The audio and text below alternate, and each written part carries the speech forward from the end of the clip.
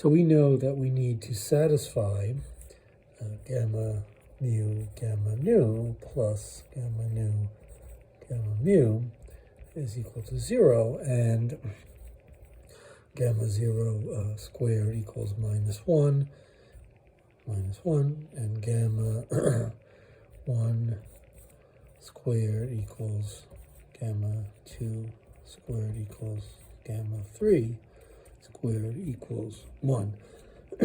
So we noticed that a gamma mu of this sort will not work. Right? We have I111, that will not work.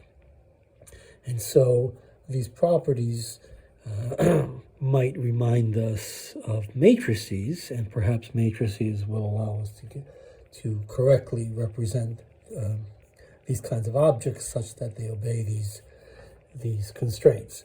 So maybe we can construct, let's practice a little bit with some matrices. Let's say that we have a gamma 0 that is a matrix, and it involves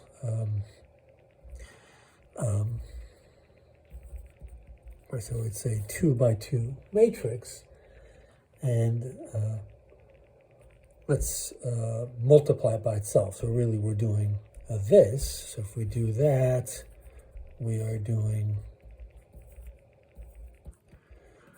right, and so we have to do this times this for the first component, right? So it's I times I, and plus 0 times 0, and that's going to give us minus 1. Then we're going to do, for this component, we'll have this times this, so 0i plus I times 0, that gives us 0.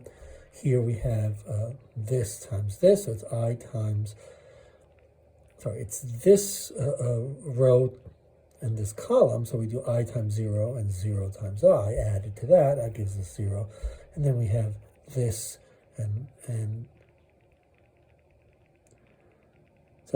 now we're doing this and this.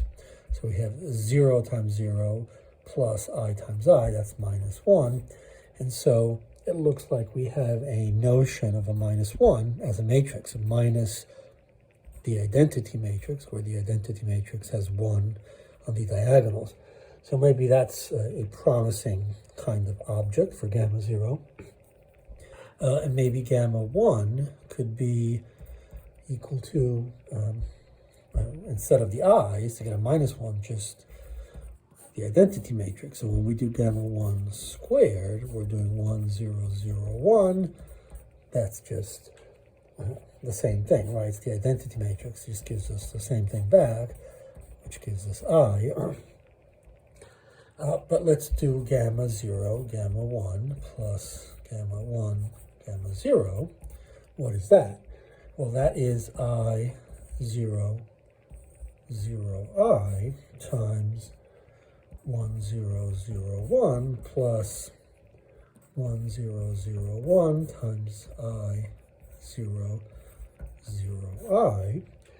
And so we'll end up, so first we have, right here we have, so we'll do this and then we'll add to that. So we have I times 1, that's I plus 0 times 0, right? And then we do the others.